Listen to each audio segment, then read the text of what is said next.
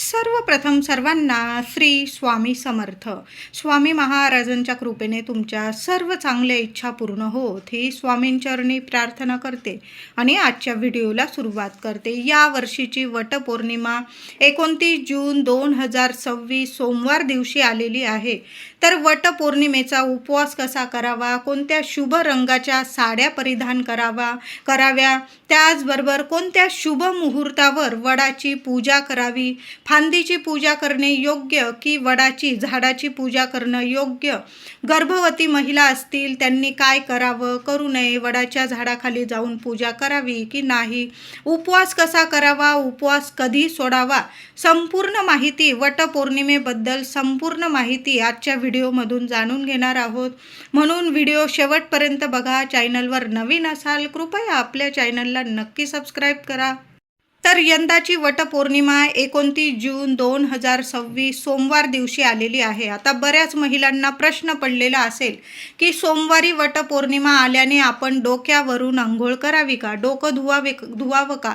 तर महिलांनो, तुम्ही डोकं धुवू शकता, पण आंघोळीच्या पाण्यात एक वस्तू टाकायची, ती म्हणजे चमचाभर दूध टाकायचं आहे. तापवलेलं असू द्या किंवा नसू द्या, चमचाभर दूध घ्या आणि तुम्हाला ते आंघोळीच्या पाण्यात टाकायचं आहे. कुठलेही दोष तुम्हाला लागणार नाही, म्हणून आंघोळीचा हा उपाय सर्व महिलांनी करा. फक्त चमचाभर दूध टाका. बघा, कुठलेही दोष तुम्हाला लागणार नाही. पौर्णिमा आहे, तुमचा चंद्र मजबूत होईल आणि एकदा का चंद्र मजबूत झाला की मग आपलं मनसुद्धा शांत राहतं, प्रसन्न राहतं. मनाचा कारक आहे चंद्र आणि पौर्णिमेला आणि सोमवारी आलेली आहे पौर्णिमा, म्हणून थोडं का होईना चमचाभर दूध आंघोळीच्या पाण्यात टाका आणि मग तुम्ही डोक्यावरून पाणी घ्यायचं आहे. छान स्नान करायचं, देवांची पूजा वगैरे करा. प्रथम देवघरात देवांची पूजा करा आणि मगच आपल्याला वडाच्या झाडाची पूजा करायची आहे. आता बऱ्याच महिलांना वडाच्या झाडाखाली जाऊन पूजा करता येत नाही. मग बऱ्याच ठिकाणी फांदीची पूजा केली जाते. तर महिलांनो, तुम्ही फांदीची पूजा करू शकता. तुम्ही बाजारातून विकत फांदी आणू शकता आणि त्याची सुद्धा पूजा करू शकता. आता नाहीच जमलं झाडाखाली जाणं, मग काय पूजा थांबवायची का, तर अजिबात नाही. तुम्ही फांदी विकत आणलेली असेल, चुकून सुद्धा फांद्या तुम्ही तोडू नका. विकत तुम्ही पैसे देऊन फांदी आणू शकता आणि ती फांदी कुठं लावायची, तर एखादं माती असेल, एखाद्या कुंडीत मातीत ती लावून द्यायची फांदी आणि मग झाडाची पूजा करतो आहे अशा मनाने आपण त्या फांदीची पूजा करायची आहे. म्हणजे कुठलेही दोष तुम्हाला लागणार नाही की तुम्ही फांदीची पूजा करत आहात. ज्यांना जमत असेल त्यांनी अवश्य झाडाखाली जाऊनच पूजा करायची आहे. अगदी नाही जमलं तर म्हणते की तुम्ही फांदीची पूजा करू शकता. आता गर्भवती महिला असतील तर त्यांनी यावर्षी तुम्ही उपवास वगैरे नाही केला, लांबून वडाच्या झाडाला नमस्कार करून घ्यायचा आहे. कारण तुमच्या गर्भात मुलगा आहे किंवा मुलगी तुम्हाला माहीत नाही. मग तुम्ही वडाला फेऱ्या मारत आहात तर तुमची मुलगीसुद्धा तुमच्या पोटात गर्भात जे बाळ वाढत आहे ते आपल्याला माहीत नसतं की कन्या रत्न आहे की मुलगा आहे. मग तुम्ही जेव्हा झाडाला फेऱ्या माराल, झाडाची पूजा कराल, तर त्या कन्येकडून सुद्धा पूजा होत आहे. असं करू नका. तुम्ही फक्त लांबून वडाच्या झाडाला नमस्कार करायचा आहे. जे पण नेलेलं असेल वडाच्या झाडाखाली नुसतं ठेवून द्या, फक्त प्रदक्षिणा घालू नका. वडाला हळदी कुंकू फुलं अक्षता वाहून पूजा करू शकता तुम्ही. फक्त वडाच्या झाडाखाली गेल्यानंतर कुणी तुमच्या ओटीत काही दिलं तर घेऊ नका आणि तुम्ही पण कुणाची ओटी भरण्याची चूक करू नका. कारण देवी आईनेच तुमची प्रत्यक्षात ओटी भरलेली आहे. तुम्ही गर्भवती आहात, 2 जीवांचे आहात तुम्ही, म्हणून तुम्ही फक्त वडाच्या झाडाखाली तुम्हाला जी पूजा करायची तुम्ही करू शकता. फक्त प्रदक्षिणा घालण्याची चूक करू नका आणि तुम्ही कोणाकडनं ओटी घेऊ पण नका आणि कुणाची ओटी भरू पण नका. बाकी तुम्ही नेहमी नित्यनियमाने जशी देवपूजा करतात, वडाची पूजा करता, अगदी तशा पद्धतीने करू शकता. उपवास नाही केला तुम्ही तरीही चालेल. फक्त वडाला नमस्कार करून या. त्यानंतर तुम्ही जेवलात वगैरे, तुम्ही जे जेवण केलेलं असेल तो नैवेद्य दाखवा देवांना आणि मग तुम्ही उपवास सोडू शकता. आता वटपौर्णिमेचा उपवास कसा करावा? तर महिलांनो, तुम्ही जसा पारंपरिकरित्या उपवास करता, काही महिला काय करतात, दिवस रात्र उपवास करता आणि दुसऱ्या दिवशी उपवास सोडत असतात. मग तुम्ही फळं खाऊ शकता, साबुदाणा खाऊ शकता, तुम्ही जे फलाहार घेऊ शकता ते नक्की घ्या आणि तुम्ही दुसऱ्या दिवशी उपवास सोडू शकता. काही महिला फक्त वडाची पूजा करून येतात, सकाळी दुपारपर्यंत वडाची पूजा करून येतात आणि मग घरी पूर्णावरणाचं नैवेद्य बनवतात, देवांना नैवेद्य दाखवता आणि मग सहकुटुंब सहपरिवार बसून छान असं भोजन केलं जातं. तर तुमच्या घरात जशी परंपरा आहे, अगदी कोणी सांगतंय मग तुम्ही दिवस रात्र उपवास करत आहात, मुळीच नाही. तुम्ही जसा दरवर्षी प्रमाणे उपवास करतात अगदी तशाच पद्धतीने करायचा आहे. त्यात कुठलाही बदल करू नका. तुम्ही आधीपासून जर पूर्ण दिवस रात्र उपवास करत असाल तर तशाच पद्धतीने करा. तुम्ही जर फक्त वडाची पूजन करून येऊस्तोवर उपवास करता, तुम्ही फक्त वडाचं पूजन करून आल्यानंतर जो नैवेद्य बनवलेला आहे देवांना दाखवा. एखादा गाईला घास देता आला नैवेद्य, पुरणाची पोळी खाऊ घाला, ताजी चपाती तूप गूळ लावून खाला. सवाष्ण आहे गाय गोमाता, 33 कोटी देवी देवता वास करता तिच्या पोटामध्ये. तिच्या पोटाला हात लावा, तिला नैवेद्य खाऊ घाला, तिला हळदी कुंकू लावा आणि मग आपण उपवास सोडायचा आहे. वटपौर्णिमा म्हणजे बघा, सावित्रीने आपल्या पतीचे प्राण परत मिळवण्याकरता यमराजाला भक्तीने संतुष्ट केले व आपल्या पतीचे प्राण परत मिळवले. ज्या वृक्षाखाली तो पुन्हा जिवंत झाला ते झाड होते वडाचे. त्यावेळी सावित्रीने वडाच्या झाडाची मनोभावे पूजा केली. या प्रसंगाची आठवण म्हणून आजही आपण सर्व स्त्रिया वडाची पूजा करत असतो. वड हे देवतुल्य असे झाड आहे. वडाच्या झाडामध्ये प्रत्यक्ष ब्रह्मा विष्णू महेश तिन्ही देवतांचे स्थान असते. मुळाशी श्री ब्रह्मदेवता वास करता, पानांमध्ये श्री विष्णू देवता वास करता आणि टोकाशी शिवजींचा वास असतो. म्हणून वटपौर्णिमेला वडाच्या झाडाचे पूजन केल्याने तिन्ही त्रिदेवांचे पूजन केल्याचे फळ आपणास मिळते. बघा किती सुंदर, त्रिदेवांचे पूजन केल्याचे आपणास फळ मिळते जेव्हा आपण वडाचे पूजन करत असतो. तर पूजेला कोणते साहित्य लागते अगदी थोडक्यात सांगते.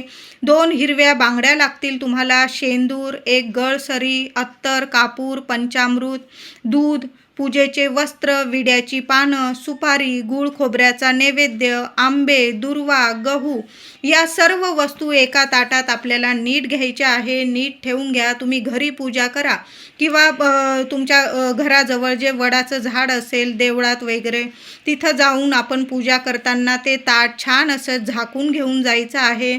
प्रथम सुपारीच्या गणपतीची, तिथं गेल्यानंतर प्रथम सुपारीची गणपती मांडून घ्यायचा आहे. सुपारीचा 2 विड्याची पानं ठेवायची, त्यावर 1 रुपयाचं नाणं, सुपारी मांडून घ्यायची आणि प्रथम गणपतीची पूजा करायची आहे. वडाखाली आपण हळद कुंकू अक्षता वाहून पंचोपचार पूजा करावी. नंतर सूत गुंडाळलेल्या म्हणजे सौभाग्य अलंकार असलेल्या पुडीची, तुम्हाला बाजारात पुडी, पूजेची पुडी, त्यात सर्व काही असतं. बांगड्या असते, गळसरी असतं, हळदी कुंकू, काही बदाम खारीक, सर्व म्हणजे पूजेची तुम्हाला पुडी वगैरे मिळून जाईल पूजेच्या दुकानात. ती पुडी ठेवायची आहे वडाच्या झाडाखाली. त्या पुडीची सुद्धा पूजा करायची आहे. म्हणजे आपण याचा अर्थ असा होतो की सावित्री मातेला आपण सर्व सौभाग्य अलंकार अर्पण केलेले आहे. त्या पुडीची पूजा करायची आहे. वटपौर्णिमेची आरती म्हणायची आहे. वडाला 7 प्रदक्षिणा घालायच्या आहे. प्रदक्षिणा घालताना 7 वेळा सूत धागा गुंडाळायचा आहे आणि उरलेली सुताची गुंडी, महिलांनो काही महिला चूक करतात, उरलेली सुताची गुंडी तोडून घेतात. असं करू नका. तिथंच तुम्हाला खोचून द्यायची आहे आणि तुम्ही जेव्हा आपण वडाची पूजा करायला जाल 7 फेरे मारल्यावर सुताची गुंडी तोडू नका आणि कुणाला देण्याची चूक तर अजिबात करू नका. प्रत्येक महिलेने आपल्या पूजेचं ताट नीट तयार करावं आणि मग वडाच्या झाडाखाली जायचं आहे. कुणाकडंच काहीच वस्तू मागू नका. आता आंबे वगैरे मागितले तुम्ही, गहू वगैरे मागितले, ठीक आहे, पण सुताची गुंडी अजिबात कुणाला देऊ पण नका आणि घेऊ पण नका. या गोष्टींची काळजी सर्व माझ्या महिलांनी जरूर करायची आहे. तुम्हाला कोणी सुताची गुंडी देत असेल अजिबात घेऊ नका आणि तुम्ही सुद्धा कुणा कुणाला देऊ नका आणि तोडायची चूक तर अजिबात करू नका. 7 प्रदक्षिणा 7 वेळा सूत गुंडाळल्यानंतर तो सूत तिथंच खोचून द्यायचा आहे, तोडायचा नाही. वडापुढे नमस्कार करावा. जन्मोजन्मी हाच जोडीदार मिळावा. जोडीदारासोबत संपूर्ण आयुष्य सुख, समाधान, आनंद, आरोग्य, ऐश्वर्याने, गोकुळाने फुलून राहावं अशी मनापासून सर्व महिलांनी प्रार्थना करायची आहे. स्त्रियांनी या दिवशी उपवास करावा. किमान वडाची पूजा करेपर्यंत तरी उपवास जरूर करावा. 4 दिवस असतील. गरोदर स्त्रियांनी फक्त लांबून नमस्कार करायचा आहे आणि आपल्या पतीला उदंड आयुष्य, आरोग्य, सुख, शांती प्रार्थना करायची आहे. पूजा तुम्ही करू नका. गरोदर महिलांनी उपवास करू नये. फक्त हात जोडून प्रार्थना करा. तुम्ही हळदी कुंकू वाहू शकता. मी तुम्हाला सांगितलं गरोदर महिलांनी कशा पद्धतीने पूजा करायची. अगदी साध्या सोप्या पद्धतीने मनोभावे आपल्याला वडाच्या झाडाची पूजा करायची आहे वटपौर्णिमेला. तर वटपौर्णिमेला कोणत्या शुभ मुहूर्तावर आपण वडाची पूजा करायची आहे? प्रथम मी तुम्हाला राहू काळ कोणत्या वेळात आणि काळात आहे सांगून देते. या वेळात, या काळात चुकून सुद्धा वडाच्या झाडाखाली जाऊन पूजा करू नका. घरी जरी फांदीची पूजा करत असाल, महिलांनो, जरी तुम्हाला ऑफिस आहे तरी पण राहू काळात पूजा करू नका. हा 2 तासाचा राहू काळ टळून जाऊ द्यायचा आहे. तर 29 जून 2026 सोमवार दिवशी सकाळी 7 वाजेपासून ते सकाळी 9 वाजेपर्यंत असा हा 2 तासाचा राहू काळ असणार आहे. चुकून सुद्धा या वेळात, या काळात, राहू काळात पूजा करू नका. तुम्ही जर राहू काळ मानतात तर जरूर हा 2 तासाचा राहू काळ टळून जाऊ द्यायचा आहे. तर सकाळी 7 ते 9 हा राहू काळ असणार आहे. या वेळात, या काळात चुकून सुद्धा वडाच्या झाडाची पूजा करू नये. वटपौर्णिमेला सकाळी 9 ते दुपारी 12:20 अत्यंत शुभ मुहूर्त आहे. वटपौर्णिमेचा वडाच्या झाडाची पूजा करण्याचा शुभ मुहूर्त 29 जून 2026 सोमवार दिवशी सकाळी 9 वाजेपासून दुपारी 12:20 अत्यंत शुभ मुहूर्त आहे. आता झालाच जरासा उशीर महिलांनो, तर संपूर्ण दिवसभर तुम्ही पूजा करू शकता, पण संध्याकाळी 5-5:30 वाजेपर्यंतच पूजा करा. ऐन संध्याकाळी दिवे लागणीला वगैरे पूजा करत बसू नका. थोडा उशीर झाला माझ्या महिलांना, लहान लेकरं, घर वगैरे सांभाळून काही गोष्टींना होत असेल तुम्हाला उशीर, तरी पण संध्याकाळी 5 वाजेपर्यंत आपण पूजा करून घ्यायची आहे. फक्त सकाळी 7 ते 9 हा राहू काळ टळून जाऊ द्या. बाकी संपूर्ण दिवस हा वटपौर्णिमेचा शुभच आहे. तुम्ही केव्हाही दिवसभरात पूजा करू शकता. अत्यंत शुभ मुहूर्तात पूजा करायची असेल तुम्हाला तर सकाळी 9 वाजेपासून दुपारी 12:20 हा अत्यंत वटपौर्णिमेचा शुभ मुहूर्त आहे. काही कारणास्तव झालाच तुम्हाला उशीर तर मग संध्याकाळी 5 वाजेपर्यंत या शुभ मुहूर्तावर तुम्ही पूजा करू शकता. आणि जास्त वेळ करू नका, म्हणजे दिवे लागणीला वगैरे कुठल्याच झाडाला हात लावू नये आणि वडाच्या झाडाला तर मुळीच हात लावू नये. म्हणून तुम्ही संध्याकाळी 5-5:30 वाजेपर्यंत पूजा करू शकता. आता वटपौर्णिमेला कोणत्या शुभ रंगाच्या साड्या घालाव्या? तर स्त्रियांनी वटपौर्णिमेला हिरव्या रंगाची साडी परिधान करा. सुख सौभाग्याचे प्रतीक आहे हिरवा रंग. हिरवा रंग हा देवी आईचा आवडता बहरलेला शुभ रंग आहे, म्हणून या दिवशी हिरवा रंग परिधान करा. त्याचबरोबर लाल, पिवळा, हळदी कुंकवाचा रंग आहे. प्रत्यक्ष माता लक्ष्मी, श्रीहरी विष्णू, गणपती बाप्पांचा प्रिय रंग आहे, म्हणून हळदी कुंकवाचा रंग परिधान करा. लाल, पिवळा, तुम्ही ऑरेंज रंग, केशरी रंग परिधान करू शकता. उगवत्या सूर्यासारखा तेजस्वी रंग आहे.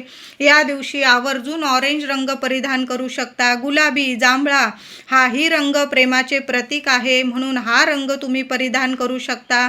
त्याचबरोबर मोरपिशी, निळा, जांभळा तुम्ही या रंगाचे वस्त्र नेसून परिधान करून साड्या वडाची पूजा करू शकता. चुकून सुद्धा काळा रंग असेल, संपूर्ण पांढरा असेल किंवा साडीला काळ्या रंगाची बॉर्डर असेल, तुम्ही जर मानतात महिलांनो डार्क निळ्या रंगाचा जो काळपट दिसत असेल अशा साड्या चुकून सुद्धा परिधान करू नका. तुम्ही जर मानतात या गोष्टी तर आवर्जून माना. छान छान रंग असतात. वर्षातून एकदाच आपण हा सुख सौभाग्याचा सण साजरा करतो. जशी हरतालिका साजरी करतो तसंच आपण वटपौर्णिमेचा सण सुद्धा मोठ्या उत्साहात साजरा करतो. मग हा सण आपण छान रंगाच्या साड्या नेसून जर साजरा केला तर मनाला पण आनंद मिळतो आणि जी पूजा करतो आपण त्याचं संपूर्ण फळ आपल्या पदरात मिळत असतं. त्याचबरोबर बांगड्या घालताना हिरव्या चांगल्या नवीन बांगड्या भरल्या तुम्ही महिलांनो तर अतिशय उत्तम. 4 दिवसात घातलेल्या सुतकात वगैरे घातलेल्या बांगड्या असतील काढून टाका. नवीन हिरव्या रंगाच्या बांगड्या भरायच्या आहे आणि जिथं तुम्ही पूजा करायला जाल तिथं एक महिला मिळो, सवाशीण स्त्री, तिची तुम्ही ओटी भरू शकता.